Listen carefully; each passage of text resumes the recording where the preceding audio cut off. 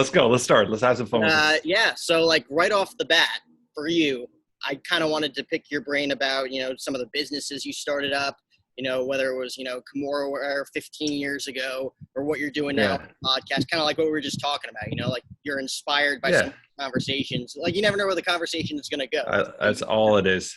All my conversations are curious, spontaneous, and just authentic, right? And that makes the best conversation, right? So at what age were you kind of bit by that entrepreneurial bug to say like, okay, I really don't want to work for anybody else's dreams. I want to work for myself and kind of maneuver it to where like, yes, I can do what I love, make my own hours, and at the same time, balance it out and spend time with my family. Yeah, I mean this is shooting back way before family time. I mean, I was 17, Jack, when I first started my first company, right? So I was 17. I had six of my buddies from high school working for me. I ran a security company for about a year and a half till I ended up selling that. And when I was 19, this is, to be honest, that's this question I've been really struggling with. I've been really diving deep into with my past, and I would say in the last couple of years is really studying like patterns and what actually pushed me to try to be an entrepreneur. And there's certain triggers. I mean, I look at now and think of my parents. They worked their ass off. My dad was a factory worker. My mom worked at daycares. They worked their ass off just to get by. And maybe that was a subconscious trigger that kind of pushed me into being like, you know what, I don't want to be that 9 to 5. I don't want to be that thing, right? So there's certain patterns and certain triggers that happened, I guess, when I was younger that kind of escalated myself into pushing towards that. Then once I got the almost that taste of freedom and working on your own and being able to create your own hours and create your own money, and the harder you work, the more you can make, and the more connections you make, the bigger you grow, and started it all evolving in my early 20s. And it's like, once I started, that was it. And I've never really, I mean, since I was 19, I've never worked for no one ever again. I'm 44 now. So it's been a journey, right? Don't get me wrong. There's wins, there's losses, and everybody has losses. I don't give a shit who you are. But at the end of the day, if more wins are piled up on top of the losses and you got more wins stacked, I mean, that's where you want to be. And that's where, fortunately, I have been. And I keep growing and I keep escalating. And you learn from your mistakes, you connect, you grow, and you'll learn how to pivot. And one thing I think I've mastered over the last 10 or 15 years is really learning how to pivot the businesses and being ahead of the curve before we crash. And being able to do that has kind of just kept the businesses always growing, the companies always growing to the right direction. I mean, that comes from, a ton of experience too. And I'm totally on board with the sense of like my parents growing up, like watching them, like busting their ass to make sure that we have food on the table and their kids are taken care of, but not necessarily like in love with their occupations, like they didn't quite have like a plan growing up, like different back in the day, as opposed to now where you have all these resources and you know what you want to do. Right. But at the same time, it's kind of like, I can only imagine what they would be like if they were passionate about what they did, like they're busting their ass over something that is something at the end of the day isn't going to fulfill them. How many businesses did you have starting out that failed? Like how many businesses did you fail in and then learn from those experiences before you found your big break? I would say the businesses that failed the hardest, had probably the most potential, were ones I brought in partners. Yeah. And one of them was a chain of gyms we were going to franchise out, and it was a great concept, great logos, great look, great everything about it had potential to be a really, really big franchise. But it was 5 partners, and when you put 5 people all trying to in the kitchen cooking at the same time, and then add family members, things never work out the right way. And that was that left a really sour taste in my mouth. I mean, financially, I did okay with it when we exited, but I mean, it left a sour taste in my mouth. Another one was 2 really close friends of mine. Once you're an entrepreneur, you always get every single friend of yours wants to jump on the bandwagon with you. And I had a couple of really close friends come up with me with an idea, concept, and I ended up putting hours and hours and work to put this whole concept into process and get the process into manufacturing into our hands, this actual product that we could sell. And their last job was just to get it out into the market and sell. And we had this whole strategy and plan. And then they stood there looking at me like, okay, what are you going to do next? And it was one of those things where I spent almost a year putting this whole thing together. And it was finally their time to take on the project. And they kind of relied on me to do it. And that left a really sour taste in my mouth, where I backed out of that as well. So a lot of the losses and the time we've spent I always count them as learning experiences, like anything. They're not lost, they're learning experiences. But a lot of them had to do with partnerships. And I've be honest, in God, 26 years of being an entrepreneur, I've never had a positive relationship with a partnership yet. And I hear tons of people with incredible relation with partners, and maybe I haven't found the right one yet. But those, I would say, the biggest losses have been in opportunities that could have been massive, but it just the relationships didn't work out. Yeah, it's kind of like you're excited to do it at first. Like everybody's on board, everybody's fired up, but at the same, like 6 months down the road, like you're still fired up about it because you've been planning it for so long, and they're kind of like not exactly buying into the same product. It almost seems like. You know what it is too, Jack, is I always say this is something we talk about it all the time. Are you born an entrepreneur, or can you teach somebody to be an entrepreneur? And it's that mindset of, you can teach somebody the skills, you give them all the tools, you guide them, but that hustle, you're either born with it or not. You have that drive in you. And a lot of people have those ideas, the vision, but they don't have the work ethic to get it past that little hump. And all of a sudden, I'm the workhorse. I'm the one up at 4:30 every morning. I have no issues of putting in the work, putting in the extra time. And then you see your partner's not just tagging along. That gets to you, right? That mentally just gets to you. So I think a lot of it has to do with the hustle and the drive. I don't think most people aren't cut for that. Those crazy long hours when other people are sleeping, you're putting in the hours when most people they just don't have it in them to do it, right? And like another thing would be like maybe they do have the passion for it, but you're not exactly on the same page. You're not buying into the same thing, and eventually that becomes toxic. 100%, 100%. So at what age was it, again, like you probably had like a ton of jobs just to make money growing up, Yeah. to support some of these businesses that you had kind of a mindset for. But at what point in time were you like, okay, like I have to be an entrepreneur or I'm never going to be happy with my life? Like for example, it's funny because I do the podcast full time, with some sponsorships. I've been fortunate to do that right out of school. But at the same time, I'm like, may as well make money that I have the time. Like I have the podcast, but I also have time carved out for other things. I'm like, let's get a full-time job. Why not? And like immediately, like one day, and I'm filling out paperwork and stuff. I'm like, do I really want to work 40 hours a week for someone else's dream? I'm like, and I don't necessarily have to right now. So I left 24 hours in because I'm like, I don't have the passion to do that. I love it. I love it. It was something completely, it was like something to do with marketing. I don't even know what it was. Like I was going to spend 40 hours a week and I had no idea what I was going to do just for the paycheck. But at what point were you like, I'm all in with this because I literally mentally and physically have no. I think from day one. I don't think there was ever a question that I would. Man, I remember even joking with my mom. My mom and dad would always like, you need a secure job, you need all this. And that was more, it's not that they didn't believe in me. It was more of that fear of failure, the fear of seeing their son struggle. And I remember looking at my parents and I'd be like, I'd rather be on the corner squeegeeing cars than taking orders from somebody. And that was from day one. I would think that was right from 19, 20 years old. And it's always been there. I've always had that mindset where opportunity is there if you're willing to look and work for it. And I think those that just sit back and wait for opportunity, you become numb. You become numb with your life. You know the whole routine. You finish school, you get a job to pay off your tuition, you sit in that cubicle, and day by day that becomes week 1 becomes week 4, week 4 becomes 6 months, 1 year, 3 years. That 6-month plan to get out, now 10 years later you're still living it because now you have responsibilities, you have children, you have a marriage, you have bills to pay, and it's too risky to give all that up. So at that point it becomes numb. You become numb, you start living this numb life. And then what happens? Biggest thing when most people under the deathbed is living with regret.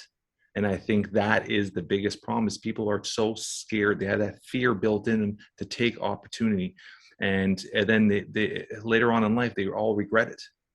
So my advice is, man, just go out and do what you have passion for. Find something that gives you a purpose every single day, that you can wake up on a Monday and it's not like, oh, I got to go to work. It's I got to go to work, and you have a smile on your face. And once you're able to find that passion, that purpose, everything seems to find a lot more meaning and a lot more energy for, right? Yeah, I mean, failure is inevitable. Like people are afraid to fail in that sense. It's like you're going to fall flat on your face 1,000 times before you get that first big breakthrough success. especially as an entrepreneur, like, like and you build a thick skin towards that. And I think that's just part of the journey, right? 100%, man. I mean, I couldn't agree more. Like, and that comes from wanting it, having the intuition to want it and have the passion for it. But you probably also, did a ton of work, read a lot of stuff, read a lot of books, reached out to a lot of other entrepreneurs who were some of, not like the mentors, but like some of the guys that you looked up to and were inspired by to become an entrepreneur. And you took those kind of, inspirations and knowledge and kind of formulated it into your own stuff. I'm going to be honest with you. I really never, as a young entrepreneur, I really never had anybody I kind of looked up to. My grandfather was the only other entrepreneur in the family tree. So I took a lot of advice, a lot of mentoring on his side. I would talk to him on a weekly basis when he was still with us, and he would give me advice and give me some form of direction.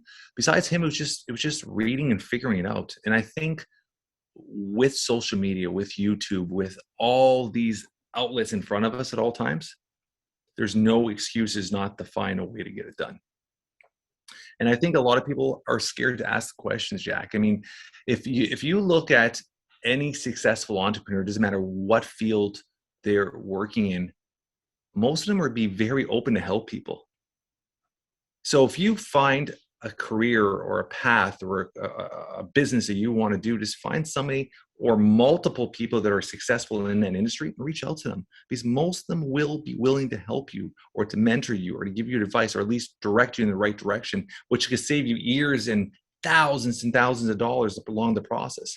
So I think a lot of people, they become too, it's funny because on the way here, I had a whole conversation with the gentleman, like reached out to me. He actually called my staff and my staff sent him my number and he called me, and I hadn't talked to this guy in about 10 years. And he's starting up a business. And he said, listen, this is what I have planned for the business. I did A, B, C. And I go, how long have you been planning this? He goes, about 5 months. I go, how come you didn't call me earlier? He goes, maybe it was my ego. Maybe it was, I think I could do it on my own. And I realized after 4 or 5 months of trying to figure this out, I need help. I'm like, you could have called me from day one and probably saved you 4 or 5 months. And I think a lot of people have that fear of asking that question. And I think people have to be very open to asking a question. You're going to get doors closed on you. There's another one to open. So just keep pushing and asking and studying people's patterns. I mean, look at 10, 15 entrepreneurs that you really admire and study what they do, how they've done it, how they've accomplished it. Read their books, watch their podcasts, study what they've done. You only might take 1, 2 things out of each person, but now you build it into your own identity. You start building up your own ideas, but it's just building blocks from everybody else, and then you build your own path. So I think there's so much out there, and there's no reason for excuses right at this point to build a proper business and to do it right from day one if you do have the passion for it. I mean, there's over 7 billion people in the world. Someone's got to say yes, right? 100%. There's going to be so many people that are going to be like, yeah, like maybe you're not cut out for this. Then there's going to be other people that do believe in you, Like that's the toughest thing. People are afraid to ask for help because they're going to feel, like it's a pride thing. Like some people are going to be like, I don't necessarily have the knowledge or the skills you have. And they're almost embarrassed to share their stuff with someone else. That's like, again, like you're going to have to grow and face the music at some point, dude. Right? Yeah. 100%. I mean, that is the biggest thing to me when it comes to reaching out to people, like reaching out to you to have a discussion, to pick your brain about stuff. Like some people are like, I really don't get that. Like, so there's some people out there that see my show and are like, you don't really have a platform. Why are you doing it? It's like to grow. Like eventually you're going to have to do stuff. And when I hear that, it leaves a sour taste in my mouth because everybody's got to start somewhere. And the ones that question what you're doing or question your platform now are the ones who are going to be calling you in 6 months to a year asking for advice how to do it. Always happens. You just put your head down, you put in the work, and believe me, everybody else will notice. Just don't worry along the path of what people think, man. I mean, we all get stuck in this world. We're always focusing on, especially with social media, what people think, how many likes we have, how many views we have, what our friends are thinking. Are our friends, our family going to accept our process or what we're doing or what we're trying to accomplish? We have to have that mindset. We're doing it for one person. We're doing it for us. We can't control the future. We can't control the past. We've learned from the past. We focus on today. Focus on the present. Focus on ourselves and focus on what makes us happy. And believe it or not, along the way, the people that are truly your friends will be there supporting you. The ones that are not, let them fall off the bandwagon. Who gives a shit at that point? Yeah, I mean, I could imagine those people who gave up on Jeff Bezos in 1999, looking back, like, Exactly. I Exactly. can't believe. And I mean, there's so many people out there that are like, I'm doing this because I love it, and I see a vision in this. Like, you Yeah. planned it out. Like, you as an entrepreneur planned out some of your businesses, even though some of maybe your partners didn't buy in. Yeah. 6-9 months down the road. Yeah. I mean, Yeah. I think that's one of the most difficult things to kind of get past. 'Cause as Yeah. soon as you reach that first breakthrough, people are like, okay, I want to be on board. I buy in. But it's like you didn't buy in. No, and you have that mindset. Even Jack, with a business, you're always constantly. I said this word prior, is you're always constantly pivoting, and even your podcast. Like, just look at you and think of how when you started, how the business or the podcast or the show has grown, where it's going, where from now to another year, it'll be a different world altogether. And it's constantly growing, but you have to not be fearful to take the next leap, the next step, the leap of faith to get to the next level, right? And that's all about pivoting and being able to move and pivot. We're in a pivot stage with our podcast right now, and we're taking it to the next level. And the views are there, the downloads are there. So we just want to take it to the next level so we could really monetize on this podcast. And you're going through the same stage right now too, right? So it's understanding that you have to be ready when the opportunity comes, and you can't give a shit what people say or what they're thinking along the way. You have to really focus on what's going to be the best for you, your family, and your opportunity of the business, right? I mean, especially in this day and age, when you talk about analytics and views and likes and subscribers and yada yada yada, like, people are too afraid to start because they're going to see that they only got 2 views on a video, and it immediately shocks and hurts their ego. It's like, why am I even doing this? Because, like, again, you got to start somewhere. You can't be afraid to roll with the punches. Like, doing an interview with Shane McMahon, like, it's 5 minutes long, might have gotten a few hundred views, as opposed to like someone who had a big platform and gets 2 million views. Like, you can't be disgruntled by that. But a lot of it has to do with, as you're building your brand, it's the illusion, the vision of what you want to obtain. Like, as an outsider, I'm looking in and I saw your interview. We're talking about Shane McMahon. I looked at an interview and I'm like, oh, we got it. He was with Shane McMahon. As an outsider, that puts you at a different pedestal, a different level. And you have to keep building those levels, because the outside world is just seeing this, and you're looking at Jack O'Hare and looking at this growth of this brand. And it might be little micro things you're doing in there, but this, the precision or what people are perceiving from the outside is a lot larger. So think of it as almost like they're on a mountain, they got their microscope and they're looking at you and they're seeing this growth, right? It's just constantly, all these little things make huge difference. So having that 1 or 2 views, it might not be huge, but just that one person could be telling 1,000 other people. So just having that mindset, every single person you interact with or talk to or network or sees your content, you never know what could happen with it. So you've got to be consistent. You got to be putting it out, and it's a journey, man. It's a long haul journey. Don't think of it's going to happen overnight. Like, overnight success is a bunch of bullshit. When people are like, "Oh, you're overnight success," no, I've been doing this for 26 years, right? There is no overnight success. You have to put in the work, and some people are given opportunity a little earlier, a little faster. That's okay. Some people might have to work a little longer to get that opportunity. But that's okay as well. It's just when the opportunity is there, you have to be ready to take it. And I think that's the biggest problem, is a lot of people have opportunity and they're not ready when it does appear or present themselves to them. I mean, there were so many of those guys like Portnoy with Barstool Sports 15 years before they even got on the map. Yeah. And people are like, wow, Barstool Sports just came out of nowhere. Not really. No, they're around forever. They're around forever. And look at the platform the guys built. It's insane platform. And I like how he's pivoted that platform to so many different platforms, where it's just like the spider web effect. It's like, and everything now is just growing. And he's just building this massive corporation from a small little media company he started 12, 15 years ago that nobody even cared about. So it's the guy's walking around tasting pizzas and seeing millions of people subscribing to see him eat pizza. Like, how crazy is that?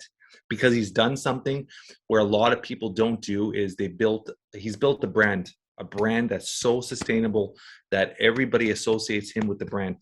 A lot of people, when they're building brands, and this is one thing, Jack, that I had struggled with for years, is with all my companies, I never wanted to be the face of the brand, because I always had that mindset, if I'm going to exit the company, I'm attached to that brand. That'll devalue the brand.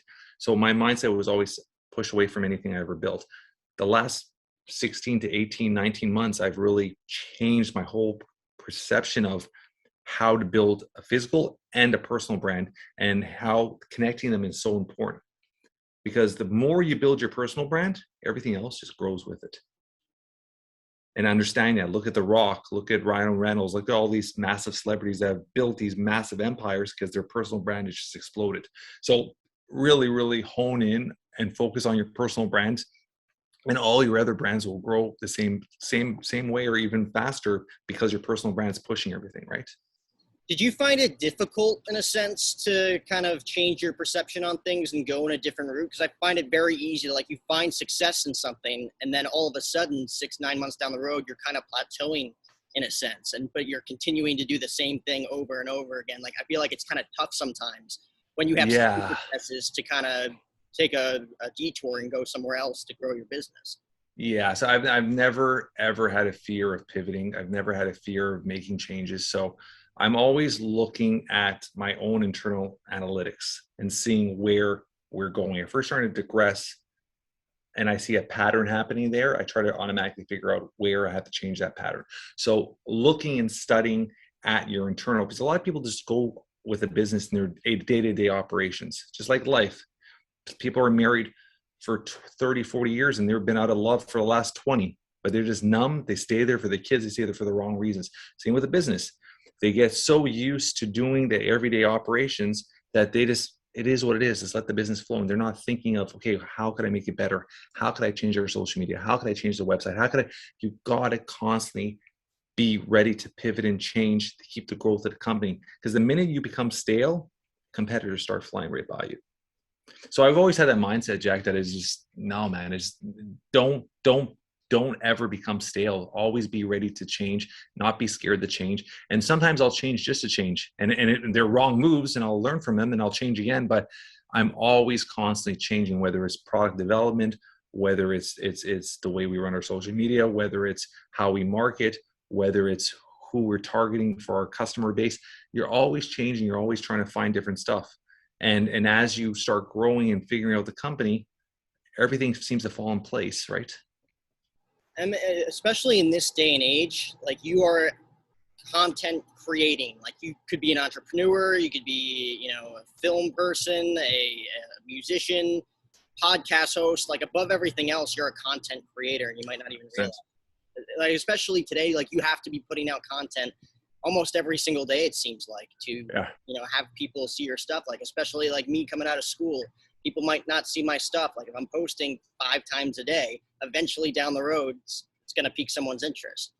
That's all it is. It's got to be consistency, and it's got to be, we have to, when we come up with a podcast, we do, as of yesterday, we're doing 19 different social posts on different platforms. So 19 posts. We're now adding an extra clips on top of our YouTube full channel. We're constantly adding. We're doing Google Business. We're doing LinkedIn. We're doing Twitter. The reason why we're doing these all, we might only have 5 views on Twitter because we don't put much attention to it, or 10 views on, it doesn't matter. It's just more platform, more real estate, that when people go to Google and type in Jeff Knows Inc., that SEO just goes wild, because those spider webs go up, because we're everywhere. Like, no matter where we are. So we might get 1 here, 10 there, 20 here, 100 here. It's constantly out, and it's work. But by doing that consistently, day in and day out, day in and day out, day in and day out, over time, it starts adding up, and people start finding you. People start recognizing you. People start saying, oh my God, everywhere I go, I see that guy Jeff. Everywhere I go, I see that guy Jeff. And I'm getting that now. And I only started personally branding myself as of May 2020. I had 300 followers on Instagram. I didn't care about personal branding. So it's just been the last year and a half, not even a year and a half, that I really started personal branding, building the podcast, writing the book, doing all that stuff. So, and I've seen the growth substantially because I'm consistently everywhere. I've been a guest on 91 podcasts in 7 months. It's just consistently, right? I've had about 80 different publications written up. It's just consistently putting yourself out there, reaching out to people, offering your service, offering advice, offering help, and just getting out there. And the more people see you, the more people hear about you, over time, it's just organically, just you're everywhere, and people have no choice but to notice you at that point. It's funny how social media can be like a double-edged sword in a sense, because like you saying like a year and a half ago, not even wanting to pursue it, that's probably because, you know, social media as a whole, a lot of people, if you aren't a content creator or trying to build a brand, it's almost toxic because you're looking at people on social media thinking like, oh, like they're only posting good things about them. You're not seeing the failures. Like social media Yeah. can be very toxic, but at the same time can change your entire life's perspective if you're playing your cards right and using it correctly.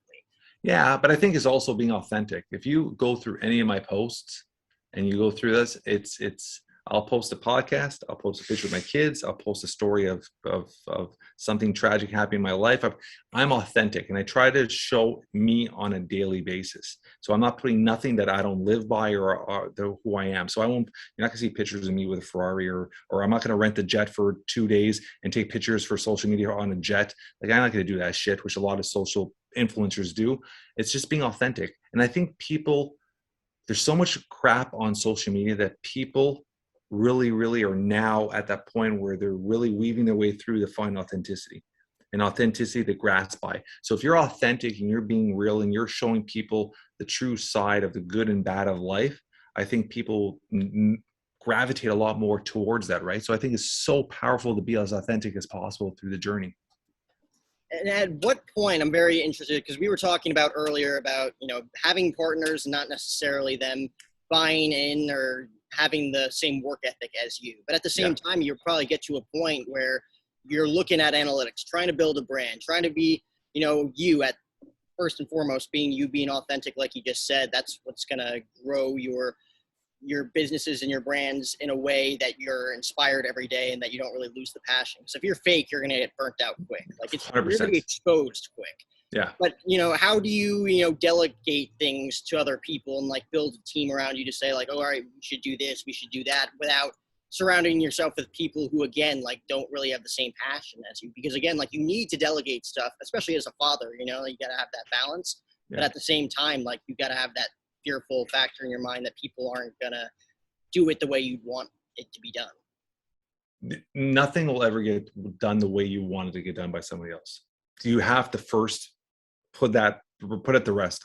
Keep that, understand that, come to terms with that things were never going to be done the same speed, the same care, the same want that you have it to be done. But understand that if you surround yourself with people that are good humans, good souls, you surround yourself with the right people, and not be scared to put yourself in a situation where you could take a step back. I think a lot of entrepreneurs have that mindset of that perfection. Everything's got to be perfect. A lot of jobs just have to get done. And once you understand that a lot of tasks just have to get done, and you could have the understanding that everybody on your team have their own power, their own skill, their own way of doing things. You just have to really be able to sit back, hone down, and be like, okay, it'll get done. It might take a little longer. It might not be done the way you think should be done. But as long as the job is done and you're able to, I always call it fire yourself from positions. The faster you can fire yourself from positions, the faster the company grows. Because now you can start pushing it away and using that almost that NLP look at the neuro-linguistic program, just looking at it and be like, okay, now we can see it from afar, what has to really be done. Because you're in there working the trenches every day, you're not realizing what's happening on the outside of the business. So you have to, once in a while, be able to grow the business where you can step out of it and look at it from the outside and be able to really figure out, okay, for me to get to this section, this has to be done. So I think is all about being able to fire yourself from positions. Second is putting yourself around, there's tons of people out there that really do care. And like I said, you have to understand they might not have the same work ethic or the same mindset or the same vision as you. But as long as they're on and they understand they're part of a team and they really want to be there, that's all that matters. Because there are tons of good staff that you can find and people that really care for your business if you look in the right direction, right? I mean, that goes back to like thinking like, okay, this is how I want it to turn out. There's a 100% chance almost all the time, maybe like a 95% chance that it's not going to turn out exactly how you visioned in your mind anyway. Yeah. So by delegating those things to other people, you again like are being way more efficient, being way more quick on the business side of things to get things done. Exactly. So at what point in time, with the podcast with Jeff Knows, did you kind of realize like, oh, this like podcasting, almost everybody has a podcast these days. So it's like not even, shocking that, Yeah. someone has a platform. But at the same time, like you mentioned, keep going, never quit. You get to a point where it's like, okay, now I have a significant platform and I can monetize off of it.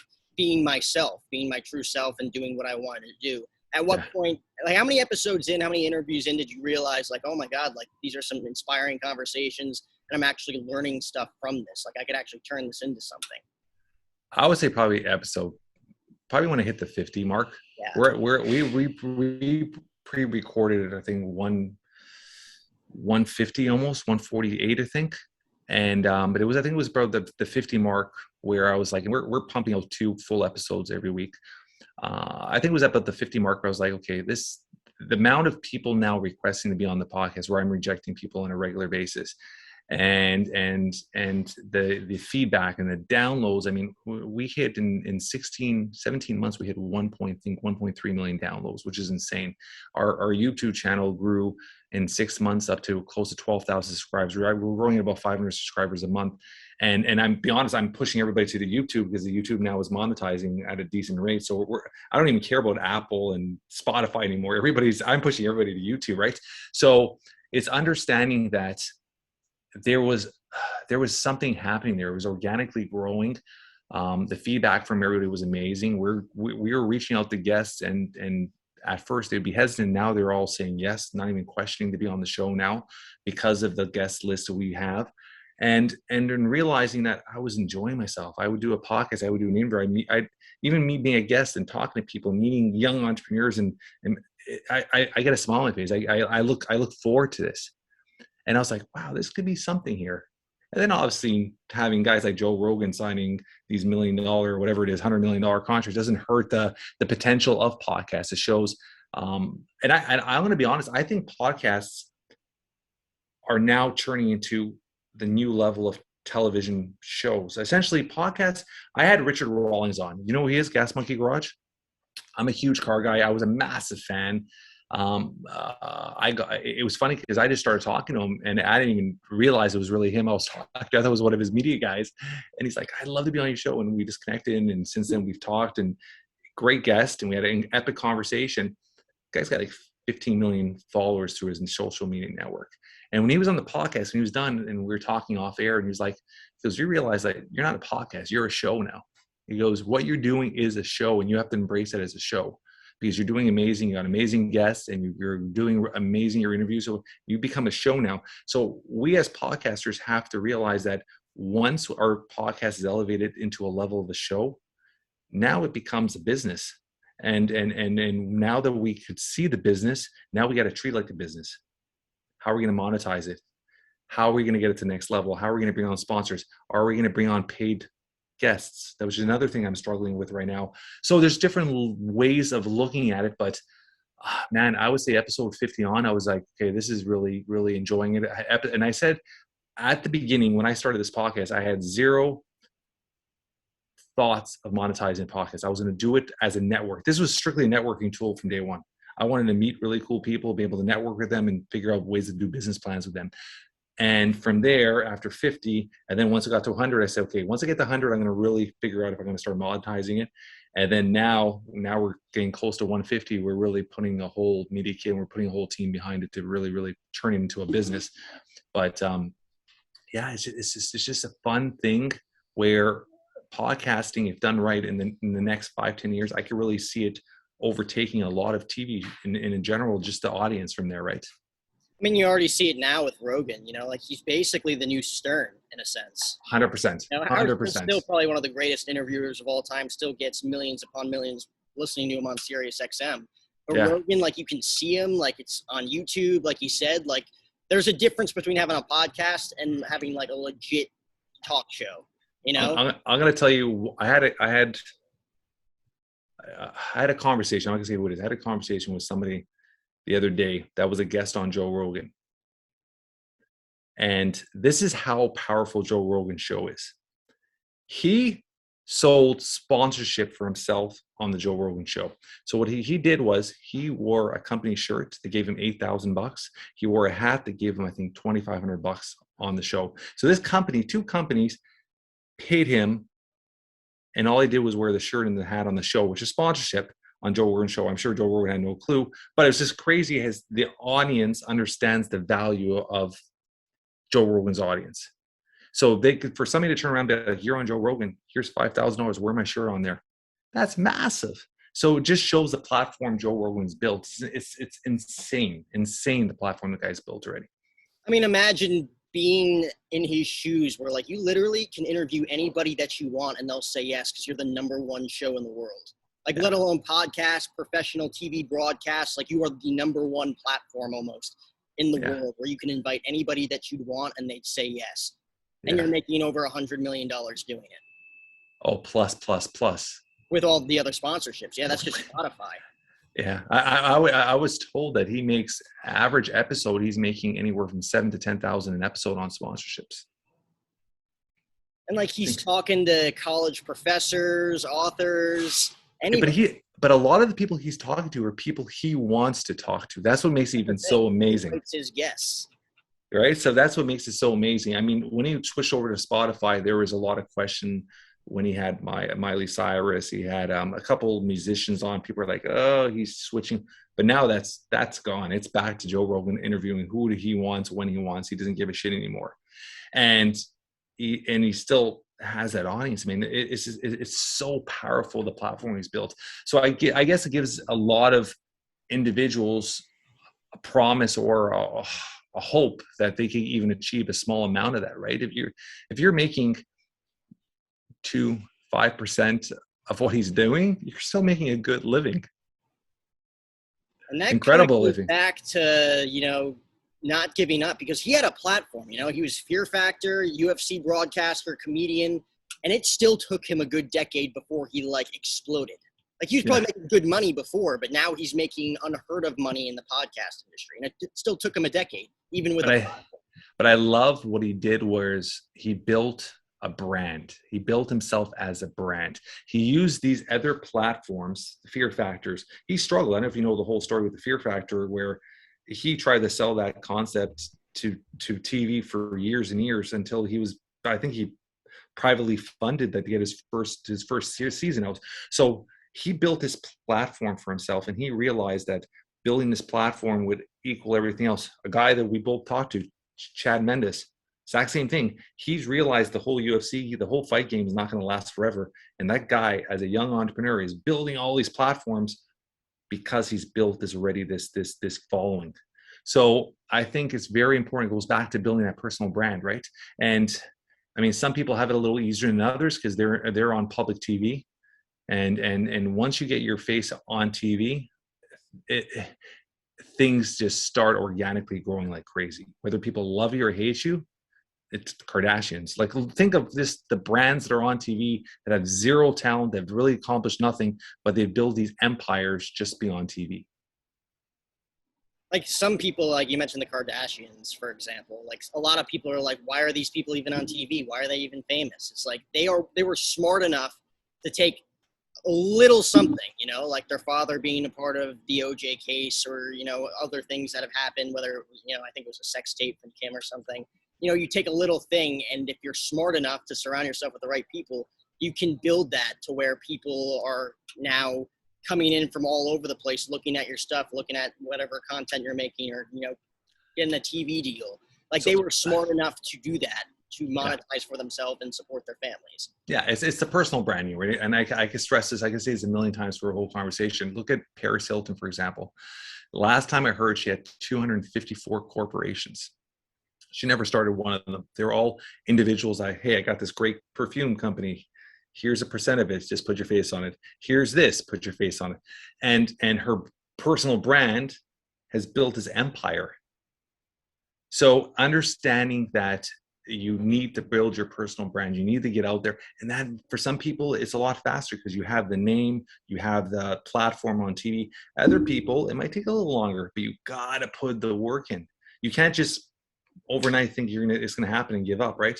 I mean, there's a guy like Evan Carmichael.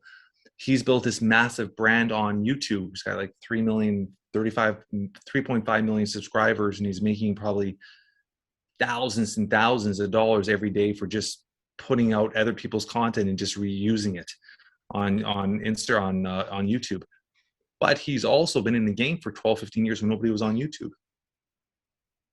Understanding that. Gary Vee was doing YouTube videos, 15, 20 years ago when people didn't even know what the hell a YouTube video was. So it's all about the long-term journey, the haul, and it's never overnight success. Never overnight success. Yeah, everybody's different when it comes to like Stone Cold Steve Austin. Like, oh, I want to do a podcast. Immediately 10 million followers just because he has the platform, you know? Exactly. Like he has a platform. Someone, you know, a college kid like me, it's going to take 10 to 20 years before you do it, you know? But it might take 2,000 episodes before you even get, you know, noticed by anybody. That's just how. No, I think it's consistency, right? I mean, I think you're doing a lot better than you probably give yourself credit for, because you are getting a lot of really high-end guests, and that just starts building, and your brand starts building, and your interview skills start building, and you're like, I'm talking to you right now, and you're on the ball, you're talking, you're comfortable. And that's hard for a 30-year-old, a 35-year-old, a 40, or 22, and you're on the ball with it. So I can see your platform growing, be honest, Jack, a lot faster than you think it is. And I think you'll in the next year, 2 years, you're going to explode. So it's just a matter of being consistent with it, right? Yeah, and I totally agree in the sense of like, you know, us having like a clear back and forth conversation. That's definitely one of the things I've learned for the most part, to have a conversation with someone. Like you talk about starting to, you know, network with people in a sense. Like networking, having conversations, building your interviewing skills. Like this is valuable not only for your brand and your show, but for life in general and having conversations. 100%. I grew up as a kid. My dad would tell you that, like, you couldn't get 2 words out of me each day. Like I was a very quiet, introverted kid, but now I've completely turned to 180. I just reach out to hundreds of people a day asking to talk to them, because I just enjoy hearing people's stories and, you know, meshing and getting inspired by other people. Yeah, I love it. I'm the same way. I mean, I was the opposite. I mean, I was never a shy kid growing up. I always was the one that wanted to be the captain of the team, or the loudest kid in class. That was always me, always the running the lead. But I also realized the importance of networking and branding.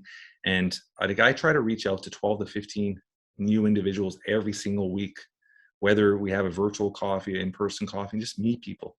And you never know where that conversation goes. It might not go nowhere, but a lot of them will become friendships. They'll become business connections. They'll help you network with somebody else.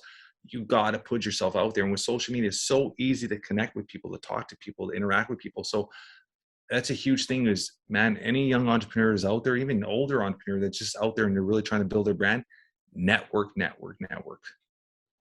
And to kind of go back to the YouTube thing, like you being like, you know, I'm on Apple, I'm on Spotify, I'm on TuneIn, like who cares? Like at this point, like if you just have an audio show, I feel like that's almost not good enough. Maybe some people can make it work, but most people, like you have to be, again, that content creative mindset to want to put videos out on YouTube, whether it's full episodes or redistributing, you know, snippets from old episodes. Like that's what I do on my Instagram page constantly every day. Episodes from a year ago, I'm still making snippets and putting them out there. And people are like, didn't you do that a year ago? It's like, yeah, but it's a snippet. It's like keeping. That's all it is. That's all it is. And it's just going to bring the first time. Yeah, exactly. And it's just going to constantly bring more eyes to, especially when you use different hashtags, tagging different people. It's just bring different eyes to it, right? And that's all it is. And getting that one person on that starts following you, and all of a sudden their followers all be like, who is this person following? It just organically grows. And you have to be consistent with it, not be fearful to do it, right? So who's one, you know, getting into all this and kind of, you know, taking these experiences, learning from them and realizing like this is not only a business, this is also like a way to connect with millions of people around the world.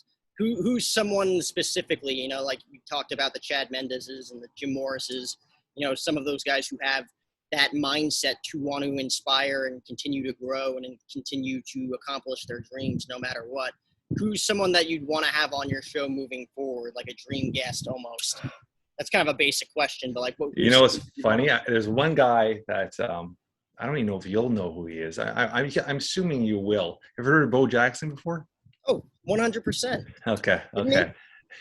So Bo Jackson, I was a huge fan growing up, and he is. I mean, you talk about athletes. He's a celebrity athlete. He was massive in the day, right?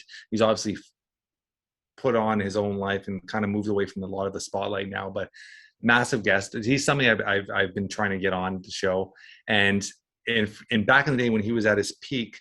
Nike, he was essentially Nike. First time Nike really put a lot of effort behind an athlete, and they had all the commercials called Bo Knows. And if you look at our logo, Jeff Knows is the same font. That's where I got that from. So he's a guy that I would absolutely love to have on as Bo Jackson. That's kind of like a must eventually for me. And I don't know, there's a lot of guys, like there's a lot of, I think now that we've got to the point where we've had so many big names on our podcast. Now it's getting to the point where it's just me looking at like Bret the Hitman Hart. I grew up being a WWF fan. He's Canadian. So there's certain people that I would love to get on, and that's more of just a personal thing now at this point. It's not even for the audience. It's more personally to get a hold of. So I think Bret Hart and Bo Jackson would be two guys that I'm hoping and I've been working on. So both of them are pretty close. So hopefully in the next year, I'll have both of those two on my podcast. What about you? Dave Grohl from the Foo Fighters. That guy was Interesting. one of my bigger idols growing up, just because he's like the face of rock and roll. Grew up a big rock guy, and he's just down to earth. It seems that he's down to earth, hardworking, does all these documentaries, does all these movies. Like he's a celebrity musician, but it seems to me that he is a real authentic version of himself whenever you see him on camera. Yeah. There's another celebrity I would love to get on, and because you're mentioning that, is Keanu Reeves. Yes. Authentic, real, doesn't give a shit about what people think of him. Just super, super talented. He's a bucket list guy as well. So I think another guy that I think would be on both of our bucket list is Chris Jericho, being pro wrestling. Yeah, he's a big name. He's a big name, and I feel like, again, like rock star, wrestler, multi-talented, multi-talented. Well connected, and he knows how to talk to people. He knows how to talk to people. He knows how to tell a story. He knows how to write music. Like there's just so many different things. That's what you find with a lot of these ex wrestlers that are retired now. Because I'm a lot old. I'm like, God, I could be your dad. Let's be honest with that. I'm 44. I could be your dad. So I stopped watching wrestling when I was maybe 13, 14. Like I watched the WWF like back in the day with Hulk. Like those are what I watched. So that's the guys I kind of followed, like the Ultimate Warriors. Those are kind of at the end. But all those ex-wrestlers, they're all storytellers. Yep.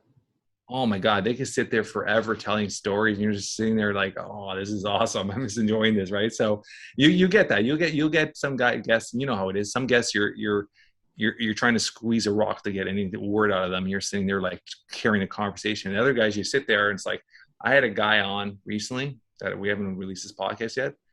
I might have talked for about 5 minutes out of an hour. He just went, I was sitting there like, okay. And I was just listening to him. And I was like, he was flowing so well that I was like, I don't even want to interrupt him. So I just let him go. And he just went on and on and on. And all I have to do is every once in a while, just redirect the conversation. He'd be like, blah, blah, blah. And he'd say something about his wife. I go, oh, where'd you meet your wife? And that was it. And then gone for another half an hour. And then he'd blah, blah, blah, talk about his, oh, how many kids you have? Boom, gone for another half an hour. And it was funny because I just released today, I don't know if you saw this, Kevin Makeley. Okay, so he just did he's the Macho Man for Young Rock, the TV series. Right. Incredible dude. Our podcast, and I just let it go because I know no one's going to listen to a 2-hour podcast. We recorded for 2 hours. So I just released it today, and it's literally on YouTube and all the platforms. It's like almost, I think it's an hour and like 15 minutes or something like that. I'm like, and that's with me editing some parts out. And I'm like, wow. And we could have probably talked for another 4 hours. So you get those connections with people and you build those relationships. Like since then he's texting you like every other day and we're building these relationships. So you start building these incredible relationships. Right. So it's so fun. The people you meet and the relationships that could come from it. Right. It was pretty awesome with the podcast world. Those are the best interviews to have too. You know, like they're just telling their story. They know how it works, as opposed to someone who's never done a podcast before, who's done maybe like 12 interviews in their life. And it's just like, okay, they talked for about 30 seconds. Now I got to keep it going, you know? Yeah. I mean, there's so many people that are just so good. Like I had Jordan Belfort on, probably asked him 3 questions, and he was on for an hour because he was just, you know, rambling about whether it is, you know, business things that he's done, you know, setting goals. You know, he was just happy to talk. Like he was ready to. He's actually one. He's one of them that I've been kind of working my way to try to get on as well. He's a big name too, really big name. I mean, the movie made him massive, right? And now he's really embraced social media to a different level. Oh my God, he's someone who has again taken advantage of something. You know, like he had dark times. Obviously, had a dark past that resulted in him having to go away for a while, kind of rediscover what he wanted. He wrote a book. But then it was a movie that put him on the map, and he took that movie and he made a podcast. He does talk shows, and he's been able to build that brand into something that has not only benefited him, but at the same time, he's inspiring others in a sense when it comes to the business side, when it comes to sales. Oh, incredible. He's super knowledgeable, super knowledgeable. Yeah, I love watching stuff. And that movie was one of my favorite movies as well. So it kind of is a bonus, right? Could you imagine like being in jail for as long as he was, and then it's like, all right, we want to make a Scorsese movie out of you, and you're going to be played by probably the most prolific actor in America. It's crazy. It's insane. And again, I could talk to you all day here. We're going to have to do this again. Yeah. Sometime. I got one last question for you. Yeah. I don't want to take too much of your time, and I think you'll appreciate this. You know, as a father, you know, building businesses and at the same time making time for family. When it comes to, you know, you have young kids, right? Like, what do you do specifically to not only inspire them, but to do little things on a daily basis for them to, you know, pick up on, in a sense? You know, like you're not exactly like straight up teaching them, but you're doing things to set an example for them to be like, oh, wow, like dad did that, and that's going to carry on the next 10, 20 years when they become young adults. Yeah. So there's 3 little things I do. One, I specifically spend time directly with each one separately. As a father, I think it's very important, if you have more than one child, to take one of them out of their environment and just, we call it 6 birthdays a year. So 6 times a year, whether they're in school or not, I'll pull them out of school for the day and we'll spend 4 or 5 hours. My daughter, she'll go do her nails. We'll go have lunch together, building memories. That's one.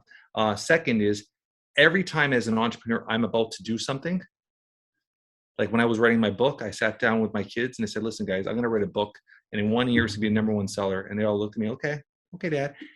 I set myself accountable with my own kids. But that's also teaching them that if you hold yourself accountable and you actually set your goals and do everything properly, you can achieve it. And then once I achieve it, we celebrate it together. I'm like, look what I've done. So I always tell them everything I'm going to do in advance. And I do that with my family, with my wife and both my kids. We all sit down, we talk, and I say, this is what my next plans are going to be. This is my goals. And all of a sudden, over the years and years and years, and they see me achieving all these goals, those are just things they're building up in their memory bank. Those are things that they're learning and believing in themselves.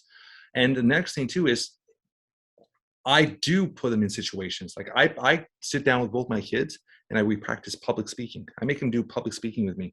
I make sure that my kids, we work out together. Like I make sure from day one, they're fitness fanatics. They're working out. They're taking care of themselves. They're understanding the importance of fitness. They're doing public speaking. They're learning sales. I'm teaching them about money. So I am physically teaching them all the tools that one day that I'm not around, they're going to be ready for life. And the last thing is, I put them in a situation where I prepare them for life. So my kids are 13 and 15, Jack.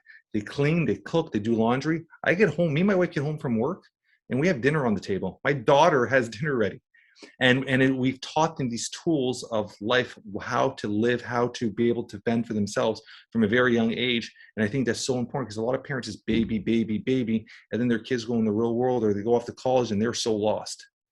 Our kids, when they're ready to go on to college or start their own business, whatever they want to do, they're going to have all the tools to be successful on them and be able to take care of themselves, because from day one, we've kind of instilled and pushed it into them. How quickly did they buy into some of that stuff? You know, like, I don't think they had a choice, because we started from so young that it became part of their routine, became engraved in them. They knew nothing else. Nothing else. Working out from day one, understanding fitness from day one, eating a certain way from day one, taking their vitamins from day one. if I was making a bet, I would make them make the bet. Like, it's just all these habits, and everything we do with our children, we're not just preaching it, we're living it. So if I tell them to make the bet, I make my own bet every day still. Like, we tell them everything we preach them to do, we do. I cook just as much as my wife at home. So everything we preach them to do, or I tell them to do, is because I'm leading by example. If I teach them we're working out, it's because I'm working out with them. We're going for a bike ride. Everything we do together. So we're teaching them, hey, I'm not just telling you to do this. I'm actually doing it myself. I'm a living example of it. So that really, really instills with them as well, right? Right. You're leading by example. You're not Always. asking them to do something that you wouldn't do yourself. Yeah, yeah. That's the worst thing. You see that overweight father telling their kids to work out and they won't even get off the couch. So I'm the opposite. So you have to be able to, if you're going to preach something, you be able to kind of back it up as well, right? 100%. And, you're kicking ass, whether it be, in business, raising a family, it's a tough thing to do. And I'm 22 and I've never experienced that. And I already know, like, man, like that had to be a perfect situation in order to, have those experiences and get to that point where you can do those things, not only to have a balance to do those things, but to do both of them successfully. So I definitely look up to that and are inspired by that. And I want to thank you so much for being gracious enough to take the past hour or so out of your awesome. day. Like you were saying before, like, we're not Joe Rogan. Nobody's going to listen to this for 4 hours long, like, yeah. We got to cut it up, but we definitely got to do this again sometime soon. Because I have so many other things that I'd love to talk to you about, man. This is awesome, brother. Thank you so much. Perfect.